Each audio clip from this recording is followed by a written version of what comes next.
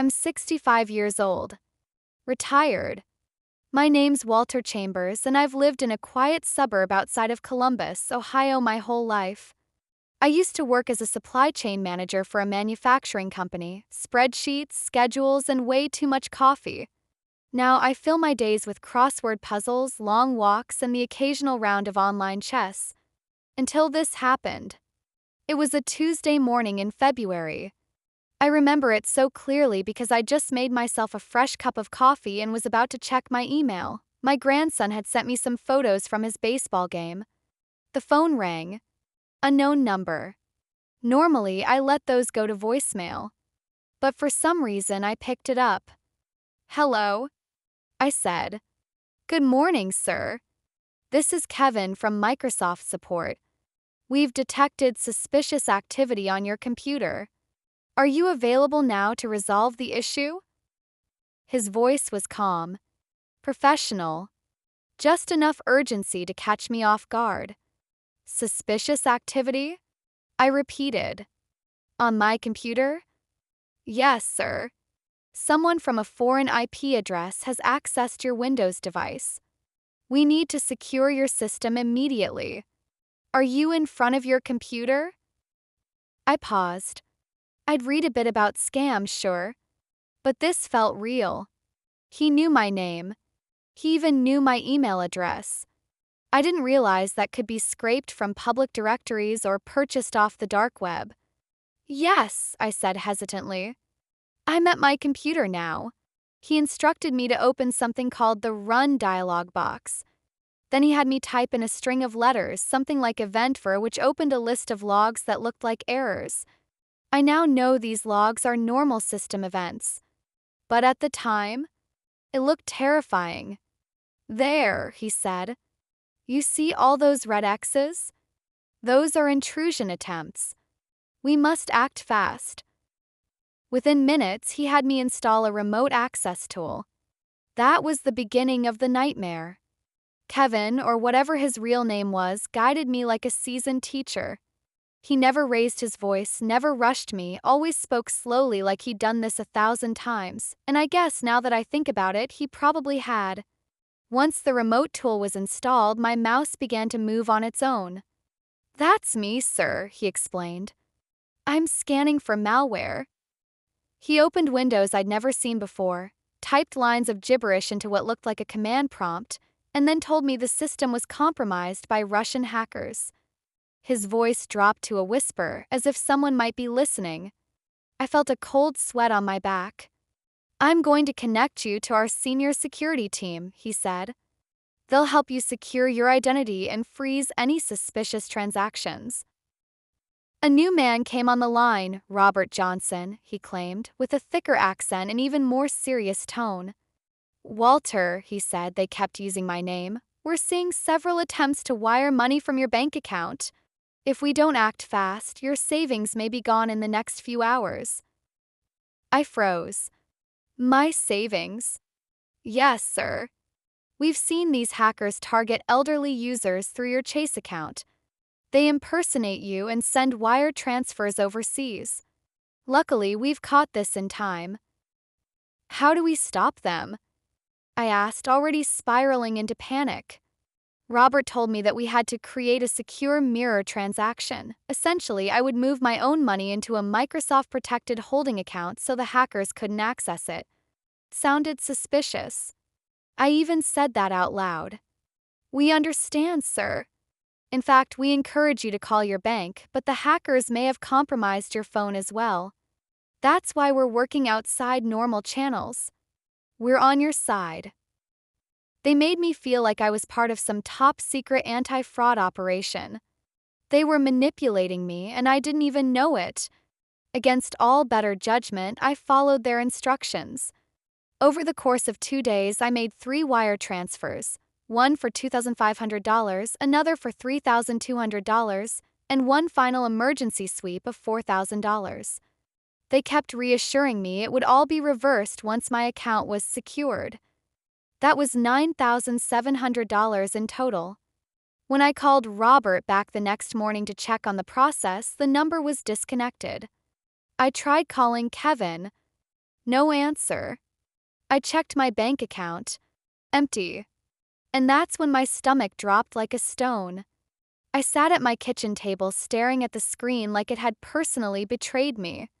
My account balance was just $46.27.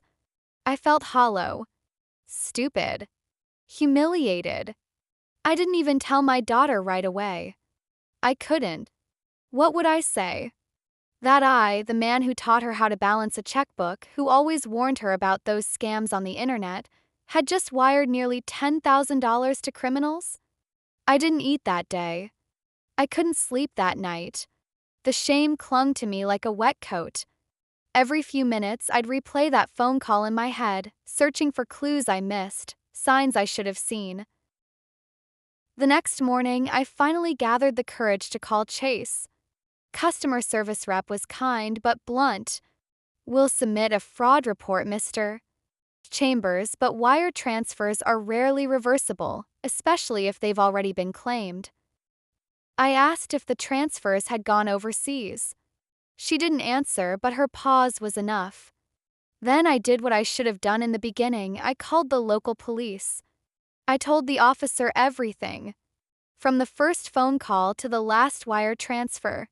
He didn't laugh or scold me. He just nodded, took notes, and said, "You're not the first, and you won't be the last."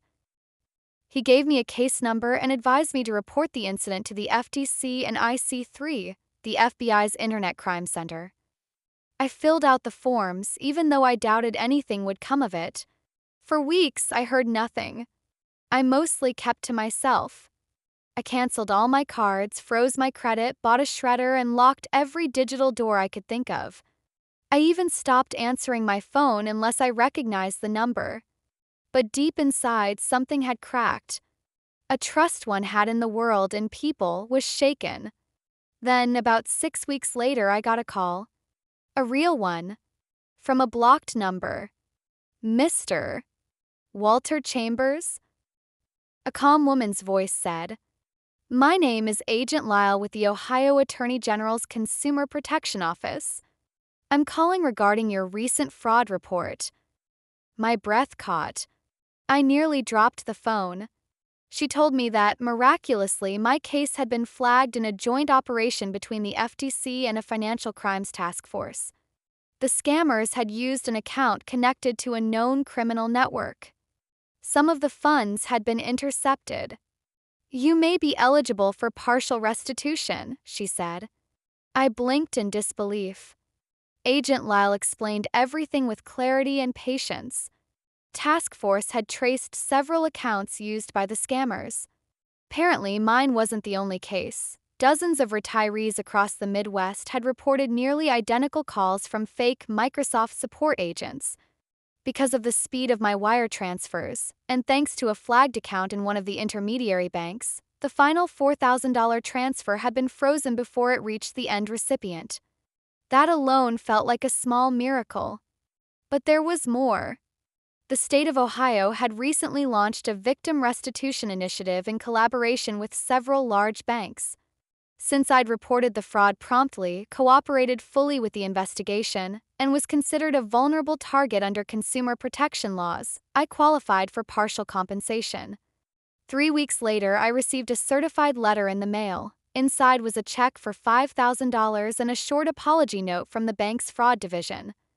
I sat on my porch and cried. Not because of the money, although that did help ease the sting, but because I realized I wasn't as alone as I thought. There were people, real people, working behind the scenes to fix what could be fixed, to make things right for folks like me. Later that month, I went to the local library and spoke to a group of seniors about my experience. I showed them the red flags. I explained how the scammers tricked me. I saw the same expression on their faces I had worn just weeks before: disbelief, worry, fear. But I also saw awareness start to dawn. I now volunteer once a month to teach internet safety at our community center. I never thought I'd be the tech guy, but here I am, a 65-year-old grandpa explaining two-factor authentication and phishing emails to folks my age and older. Yes, I was scammed. Yes, it hurt. But I got back up. And now I help others do the same. After the compensation arrived, I kept the check in my drawer for a full day before cashing it. Not because I didn't trust it, but because I just wanted to hold on to the feeling that, for once, something had gone right. The emotional damage, though, didn't vanish with a check. For weeks, I second-guessed everything, every email, every phone call.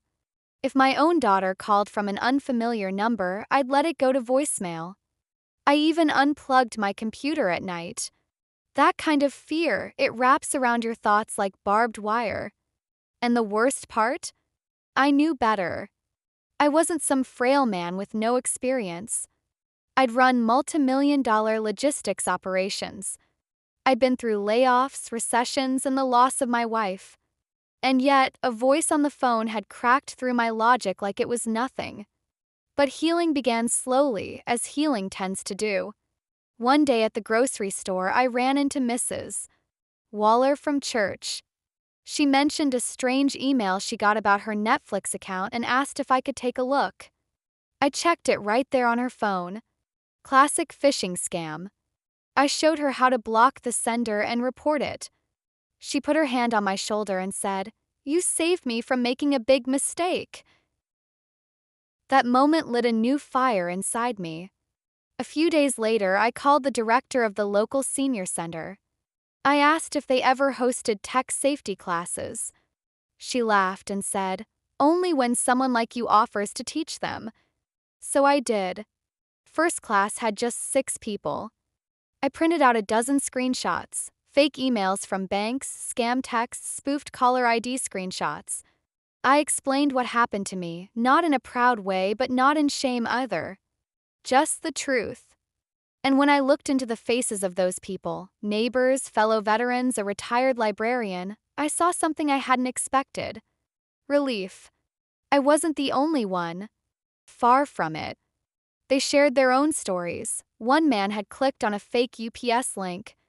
Another woman had almost bought $2,000 worth of Apple gift cards for a grandson in jail. She didn't even have a grandson. That's when I realized just how big this epidemic was. Not just in scams, but in silence. We were all suffering quietly. That's when I started writing. I wrote an open letter and published it in the local paper. Dear stranger, if you've been scammed, you are not dumb. You were targeted by professionals. Don't let shame silence you. Report it. Speak about it. You might just save someone's home, retirement, or life. I received 17 letters in response. 17. Some handwritten, shaky cursive. Some typed and printed. All of them real. I learned that a couple down the street had lost $20,000 to a fake PayPal refund scam. They'd never told anyone, not even their kids. Now they were sitting in the front row of my second class. That night, I went home and logged into my bank account. It showed a balance that was finally stable again. But more importantly, I felt stable again. Not because everything was fixed, it wasn't. But because I was finally standing on my feet, helping others stay on theirs. In early spring, I received another letter from the Attorney General's office. More funds had been recovered after international cooperation with a Canadian cybercrime unit. An additional $2,300 was on its way to me. I chuckled. I wasn't expecting a dime more, and yet here it was. A win, however small, against people who never expected to get caught. That same week, my daughter and grandson came to visit. We sat on the porch, drinking lemonade, and I told them everything. This time, I didn't sugarcoat it. I admitted how I felt, foolish, scared, even broken for a while. My daughter squeezed my hand and said, "Dad, none of that makes you weak. You're the strongest man I know for telling the truth." Later, my grandson asked, "Did the bad guys get caught?" I thought about that for a moment. "Some of them, maybe," I said. "But even if they didn't, I learned something more important." "What?" "That next time they try this, someone like me will see it coming because I told my story." If you're watching this video or hearing this story, I want you to know one thing. You are not alone. These scams aren't about stupidity. They're about trust, the kind we all want to believe in. And the world doesn't need more silence. It needs voices, warnings, shared wisdom. I got scammed, but I also got back up. I got a portion of my money returned. I found purpose. And maybe, just maybe, I've helped others avoid the same fate. So if you ever get a call that says, "This is Microsoft support," hang up, then call someone who cares.